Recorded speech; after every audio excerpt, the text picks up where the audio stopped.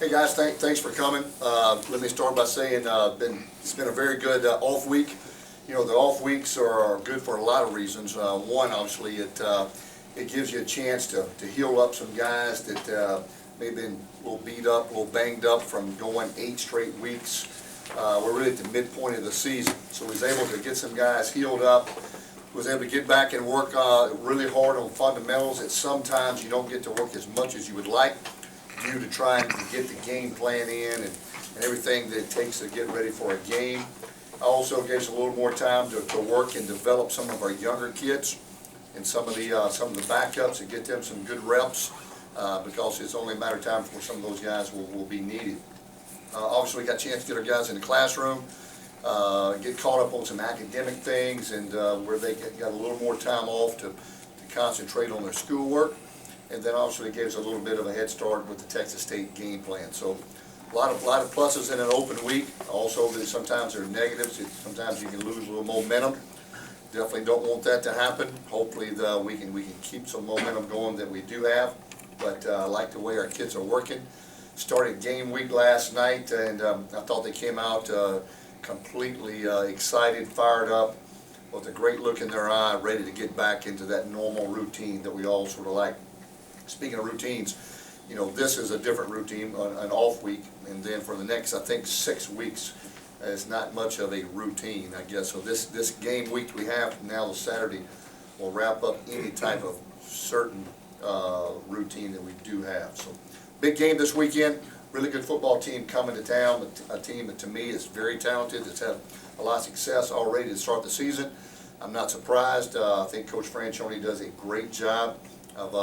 I've known Coach for quite a while, from back when he was head coach at Alabama. I was at North Alabama and got to meet him a couple of times. Was very impressed with him there, and it's no surprise to me that they're doing as well as they are. So it'll be a great challenge. I know they're planning on bringing a big contingent of fans along with their band, so they're coming over here trying to make a statement in their first conference game. So I think that's just going to add to the game, and I think we're going to have a huge crowd. I really think we could quite possibly have the biggest crowd in school history, and if our fans turn out the way I know they can, that will happen. And it will be a standing room only crowd there at Cajun Field. We need that to happen. Hope our fans are making plans to do that. So, any questions? Coach, they started freshman Jordan Moore, and obviously gave him a different look, that he's able to do some things, make some things happen with his legs. So that kind of gives them a different look than what they showed against Texas Tech, and he played a little bit, but he got to start this game. Yeah, he's a very talented kid. You know, he's a dual threat, and so you know they've played a few different quarterbacks. I think they may have found their quarterback they wanted in this last week's game. Really can run, can throw. To me, it looks like he's got a great grasp of the offense. I thought he's very effective, and he'll be a challenge because he definitely is a two-dimensional kid. Terrence, what was he able to use off week to get fully healthy, or what's his status? Right now, I would say he's about 98%, and by Saturday by midweek he'll be 100%. So you had a decision in that Akron game on whether to go with a less than 100 Terrence, right, or whether to go with Brooks. If it came to it, how ready is Brooks, or for that matter, Deshae, to step in and be effective, not just step in and get through it, but be effective? You know, I don't know if we'll ever know that answer to that question until it happens. You know, they look good in practice, they do the right things, and they both, Deshae and Brooks, throw the ball well. They manage the game well in practice. And I thought Brooks did a nice job of that in Arkansas when he came in there in the fourth quarter. But until they're put in that situation, your guess is as good as mine. But I would like to lean toward the fact that I think they would perform really well. Our quarterbacks, Coach Johnson has done a great job with our starters, our backups in the last 2 years, and I don't think this year would be any different if they got called on. With such a discrepancy with Texas State being third in the country in rush defense, I think one in pass defense, does that kind of tip your hand of how you want to attack this weekend, or is that more of just kind of their opponents they play? Well, I tell you, you can look at that in 2 ways. I think one, they've given up some passing yards, but look at the teams they've played. The teams they've played, that's all they do is throw the ball every down, and so it's hard to just keep them from completing every pass. I think they're very talented in the secondary. I think they're senior, junior laden defense. Every player on the two deep or on the starting 11 is either a junior or a senior.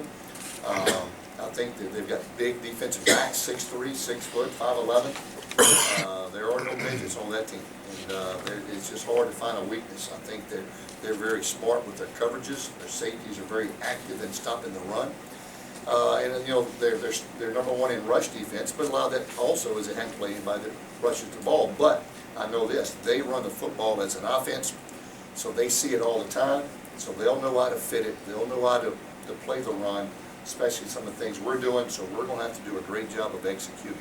Coach, do you look forward to matching wits with a guy who's, you know, coached so many bigger programs than in the Sun Belt and at Alabama, TCU? Just, do you like matching wits with him and maybe a chance to prove you got what it takes too? Well, no, it's, you know, anytime you go against somebody like Coach, and I got a lot of respect for him, and like I said, I've always followed his career, and he's been a coach you always, as a young coach, when you're a graduate assistant and a young coach moving up in the ranks, that you always take notice to, that always did a great job.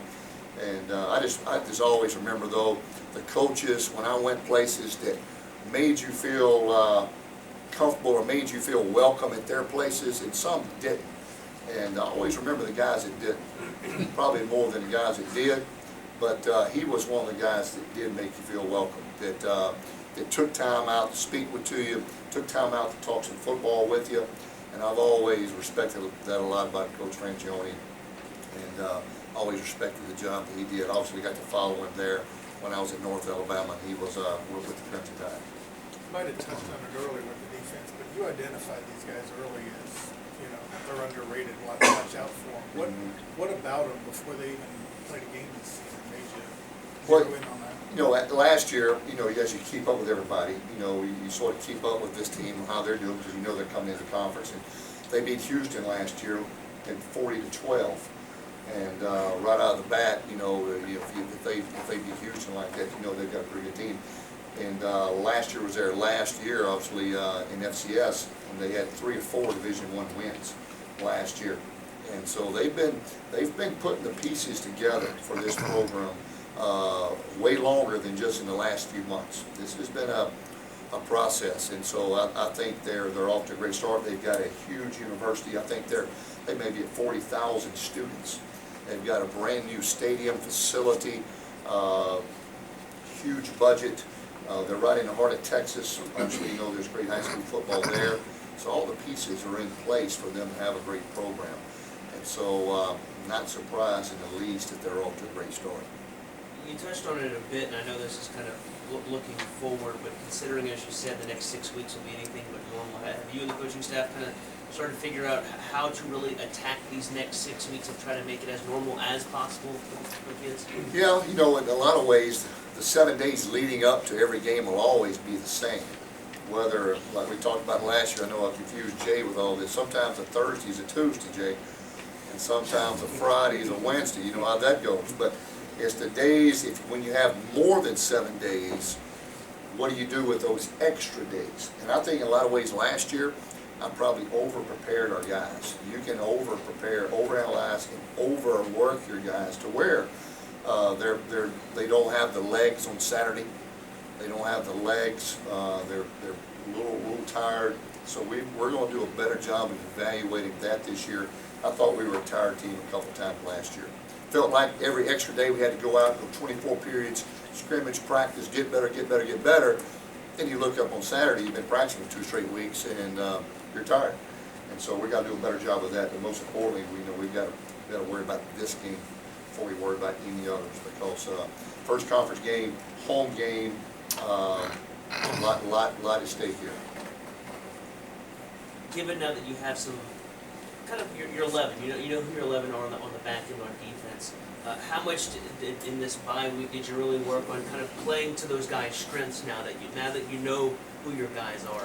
You know, I wish we'd have known a little sooner, but you never know until you really get into the heat of battle, put them into the fire. And I really feel that we've got our guys about in the right spots, especially in the secondary. And I think you can't argue with, at least with the progress they're making Are we there yet? No, but are we making progress? I really think we are. I think offensively we're getting better. We're making some big plays. Our big play guys are making big plays, and we're able to move the football, and more importantly, we're taking care of the football, and that's been the biggest plus. You know, right now we're +5, and that was a big factor, obviously, in the Akron game, which I didn't really touch on. So if you have any questions about that game, go ahead and shoot also. But it was a good road win. Anytime you go on the road and win, it's a good win in college football. Coach, talk about Rodney. You know, I know at the beginning of the season you were saying it was a process of getting him sort of back in the flow of things. It seems like he's just about there, if not already back. You know, I think so. You know, he didn't go through spring ball, and so he only got this summer, and so I felt like he was probably a little rusty. But you know, this is his 6th year, and he may be back next year. Who knows? This guy he's always here. You know, and so he's just that crusty old veteran that somebody might think they're a step faster, but he's going to recognize the play and get there before they do. He just he understands the system, and he's been through the battles before, and he's a good leader back there. And more importantly, he is a quality young man with high character that represents his university extremely well. Coach, obviously, you guys turn your focus back to, as you said, start game, Texas State Sunday, but having the Saturday off for change, had an opportunity to watch some of the other Sun Belt programs, and so what do you think some of the things that went down this weekend? Obviously, ULM losing Browning for the season is huge for them. You know, West Kentucky beating a pretty decent Navy team, and then Arkansas State going up and giving Mizzou pretty much all they could handle, Texas State. Well, I think it just reiterates what I say all the time. I think this conference is very, very strong. And you look at how this conference has performed in non-conference games, with the exception of a blurb or two, which that's across the country. You look at McNeese beat South Florida really bad. So, I mean, it's not like just one team from our conference just got blew out. And that happens across the country. But this conference, to me, is very strong. And I think their win percentage versus out-of-conference opponents speaks for itself. And it's going to be a tough road these next 8 weeks. Going back to the Akron game, have you ever tried an onside kick before while you were in the league? Yep, matter of fact, we did. I think every onside kick we've kicked in the last 3 years we were in the league. I know Troy, our first year here, we scored on the opening drive.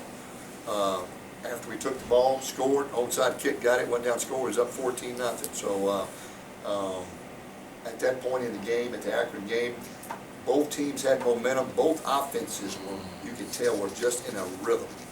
And with 7 minutes to go in the game, I just really didn't want to give them the ball back and let them drive down and try to win it. I just wanted to go ahead and try to put it away right there. I talked myself out of doing it about two kickoffs earlier. I knew it was there. They were bailing out. They were already deep. And so went ahead and kicked it, and Stover performed it just like he did every day at practice. And so was really proud of their execution, and wanted to make sure we got that win on the road.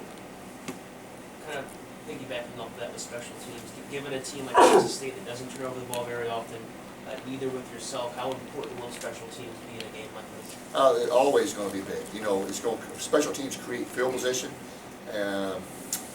There's the biggest plays in the games are special teams, the biggest change in field position. So it'll be critical for Cadona to really unleash him a little bit. We haven't had a chance to really just punt him a lot. He's been in a lot of pooch kick situations, so he hadn't had a chance to really demonstrate the strength of his leg. Anxious to let people see that he can really launch it. Our kickoff cover teams has gotten much better. Our return team, we need to amp it up a little bit with our punt return team. We got to give Darryl some touches, give him a chance to help our football team. So hopefully we can continue there, and then our kickers I think are doing much better in practice with field goals, and we just need to transfer that to the games. Anything else? All right, guys. Thanks a lot. Appreciate it. Please, guys.